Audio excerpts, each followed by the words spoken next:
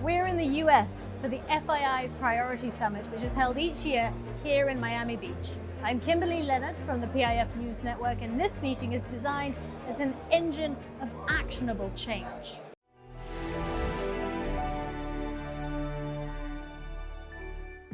The FII Priority Summits build on the legacy of the FII Institute's annual conference in Riyadh.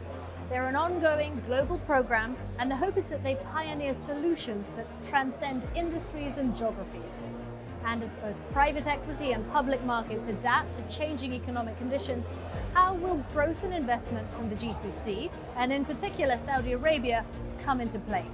Well, the Deputy Governor of PIF and head of the MENA Investments Division, Yazid Al-Humaid, was part of the PIF Global Asset Management Forum discussion on that dynamic.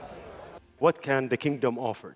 Either ease of business, because sometimes when you see it like abroad, traveling from New York to London to Tokyo and skip that part of the world, it's usually you have that kind of a perception that it's difficult, it's not friendly.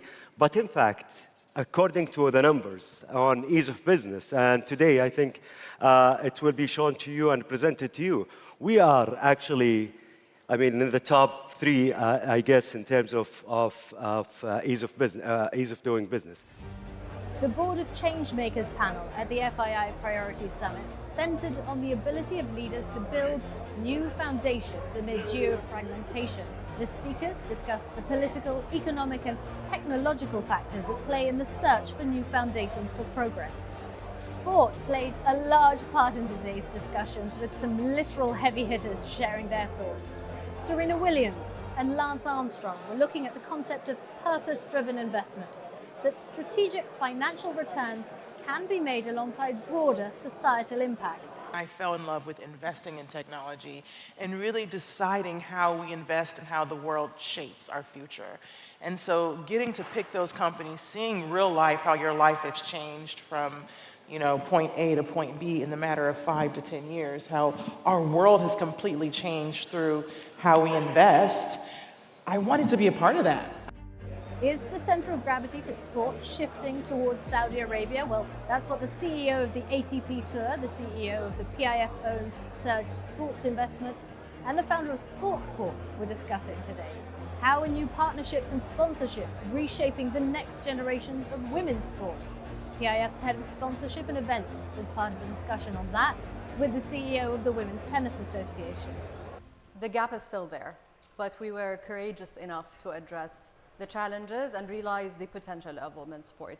In every partnership we enter, inclusivity is a key perspective and consideration for us. It's actually one of our sponsorship pillars. So in tennis, for example, we committed to support ATP and WTA equally by sponsoring only combined tournaments.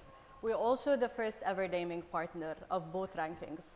Rankings is a very strong platform that allow players to share their progress and inspirational story. And I think PIF wanted to basically share with the world a strong statement by sponsoring both, that both rankings are as valuable and as equal. And finally, aviation, and how cutting-edge tech is being used to revolutionize the skies. That was being discussed by Tony Douglas, the CEO of the PIF-owned Riyadh Air. A lot was happening today here in Miami, and a lot more to come tomorrow. I'm Kimberly Leonard from the PIF News Network, and we will be here for all of it. I'll see you then.